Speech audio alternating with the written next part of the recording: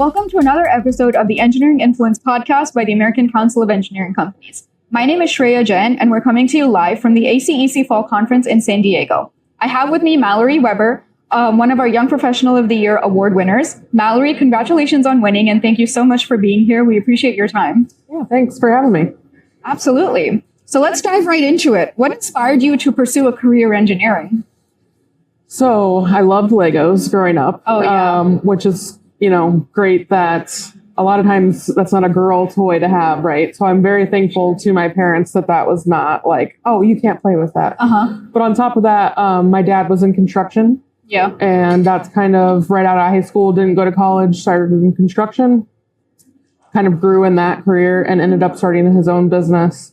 And so a lot of times I was jumping in this truck, going to do a, cost proposal at someone's house, seeing the job site.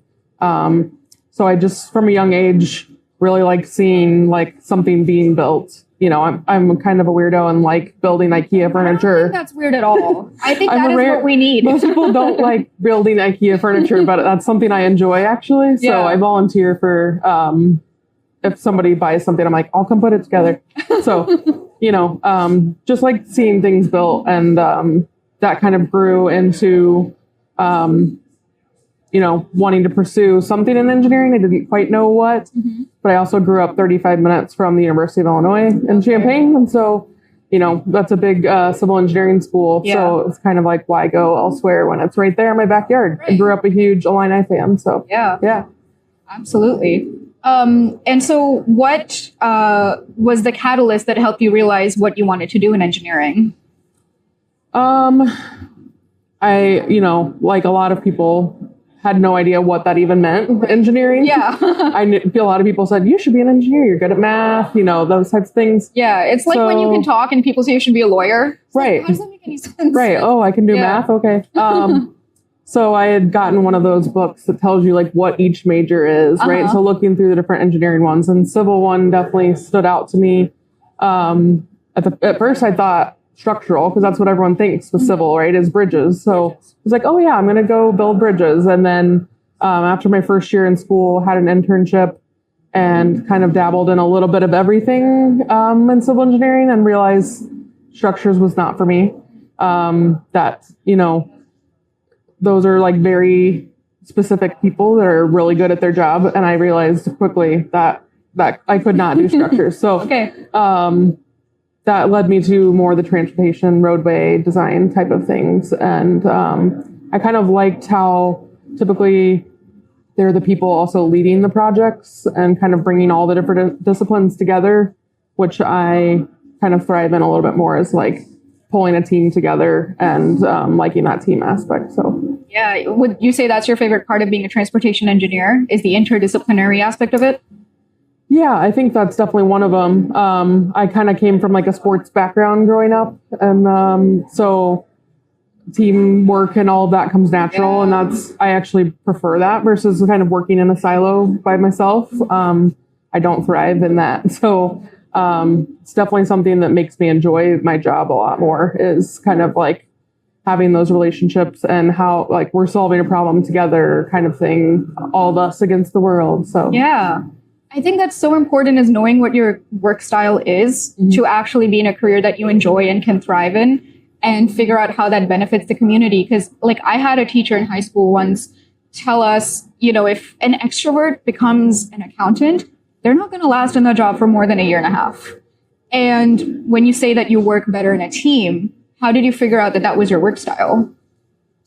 I don't know that I did figure it out. I think it just came, sometimes you just gravitate towards the thing that you're kind of already oriented towards, right? Yeah. So like I said, I think that was one of the things in the internship, seeing the structural engineers, they kind of were off by themselves, looking up their code. Okay, it's this thing, this is what it is, not to say it's easy, but it's very hard. But it was a lot more like, okay, you go do this. Yeah. Versus like, having that collaboration and whatnot. So I do think like without knowing it, subconsciously you just end up in the place that you're like, oh yeah, this is a good fit. Yeah. So I think it just kind of worked out, which is nice. That's amazing. Yeah. So, transportation engineer, what has been the most gratifying project that you've worked on? Oh, that's So tough. far, that is, of course. I think for kind of a multitude of reasons, it was an Illinois tollway project for I-490, which is a new highway being built on the west side of O'Hare. And I guess one of the major reasons is in Illinois, typically you're not working on a new road. Usually you're only, fixing what got ruined in winter, right? It's a lot of patching and, there are bigger projects, but it's usually of an existing road, especially in the Chicago area. So that was interesting because, this is a brand new, there's no road here currently, and we're putting one through. And so that had a lot of challenges. I learned a lot through that. And, coordinating with the airport, railroads, there's just pretty much anything that could be involved in a project was involved there. On that project, I also got heavily involved in kind of the BIM modeling, 3D modeling space. Oh, okay. And because it was a pilot project for the tollway of, delivering the 3D model as a contract document for the contractor to build off of that. And so I also learned a ton from that of even contractually how that works of, where does that fit in our spec book and those types of things. So I think I learned a lot, and it was a larger scale project. So it was very cool to work on. So I heard, and please correct me if I'm wrong, that BIM was going away and being replaced by digital twins, right? I think it's more just like a terminology thing. Okay. It's, depending on state to state, person to person, they all kind of call it a different thing. But yeah, that they're, kind of a similar terminology there. Okay. Yeah. That's so interesting. Yeah. But switching gears a little bit, what advice would you have for the current cohort of engineers coming in? Oof, that's tough. It's a very different world than when I entered, 12 years ago, where there was no hybrid schedule. That was not even a consideration. Hey man, ever. I love my work from home days. I don't know what to tell you. And I'm someone that likes the flexibility. Yeah. So I'm glad for the changes, and I think it was necessary. Obviously the pandemic was horrible, but without it, I don't know that our industry would be where we are now with that flexibility of schedule. It was very rigid in a lot of places, and maybe that wasn't all firms, but I think it pushed us forward out of necessity. And so I guess just trying to figure out for those younger engineers, what works for you in that balance, do you thrive more in office and you're fine going in, or no, you do really well at home, because I do think that being in office when you are younger is extremely helpful. It's certainly not like you can't learn things without it. Sure. But I can remember early on, you may not be in meetings or in conversations, but you're overhearing things that people are talking about that may not pertain to you, but that you are learning about or can ask about later, right? And so how do you replace that experience when you're at home? And maybe it's asking to be involved in a meeting, even if you're not, directly related to that, but you're learning from that. And so I guess kind of advocating on how do you learn and moving up in those ways that are harder in a hybrid schedule. Yeah, that's so interesting that you bring that up. What would you say that being in office at the start of your career helped you out in a way that maybe the current generation would not have if they had a hybrid schedule? I definitely think so. And that's not to say that everyone should be in office. Right, yeah. But there is something there that you just can't replicate, right? Mm-hmm. That natural, I have a question, you turn around and someone's right there at a desk and you can quickly ask that question versus hey, are you available? Can we schedule a Teams meeting? But that might be a good thing too, where you're not interrupting that person and you can schedule a time that works for both of you. Mm-hmm. So I do think that you can't fully replace that in office work.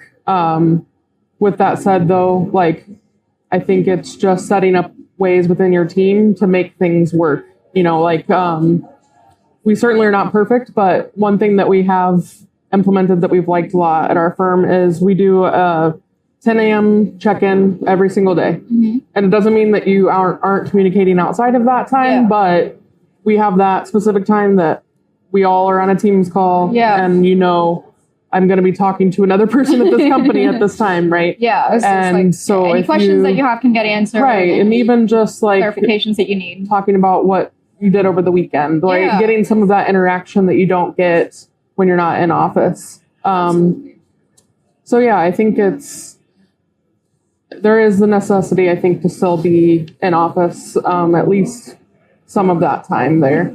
That's very true. Yeah. How did you get involved in ACEC?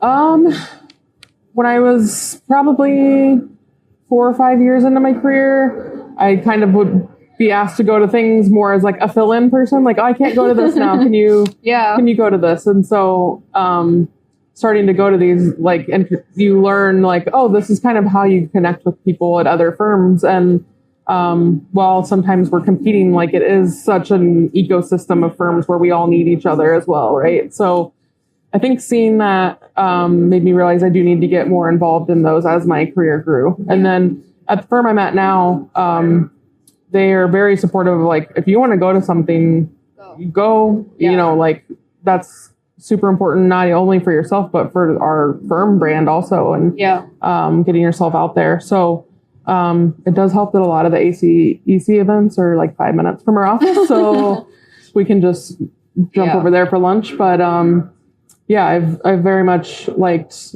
you know, hearing from, even like in the Chicago area, like, we'll have different county people coming in and kind of updating about their program, or IDOT, Tollway.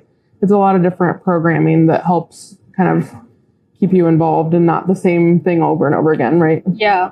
I think that's like so important when your company is just able to say, you want to go. You want to take the session, take the session. Right. It really helps you get a feel for what others are doing, for how you can be better at your job, and just interacting with people outside of your bubble and outside of your sphere. It really makes a big difference. Yeah, and I kind of scoffed at it early in my career, but the more I'm getting older, the more I see that it's true. People talk about like the zipper method of like, you need to connect with people like earlier in your career that are at your age group, because then as you grow, they're also growing, and they may be a vice president somewhere. They may be the lead at an agency somewhere, but you're meeting that person younger and building that connection and kind of moving up with them, right? So it's important to meet people above you and below you as well. But I think kind of keeping that in mind, that you never know what event you're going to meet someone that like, oh, that's 10 years down the road. I met you, you know, talking about your kid's basketball game, you know, so. That's amazing. I think conferences like this facilitate that in such a good way, because they encourage conversation, and they have all these networking breaks, and you get to meet all these exhibitors and everything. Yeah, and we have a great contingent here from Illinois. Actually, we all went to dinner last night over on Coronado, so that was a lot of fun too. Getting, you know, it's people you know, but maybe not as kind of like deeply as normal. So it was good to kind of get to interact with people there. So, do you have any final thoughts as we wrap up? No, it's been good. This is my first time at the national conference here, so it's been a good experience, and it's, you know, really well run. Any excuse to, you know, get out and see San Diego too. So absolutely, thanks for having me. Congratulations on your award again. Yeah, thank you. This has been another episode of the Engineering Influence podcast. Don't forget to like and subscribe. We'll see you next time.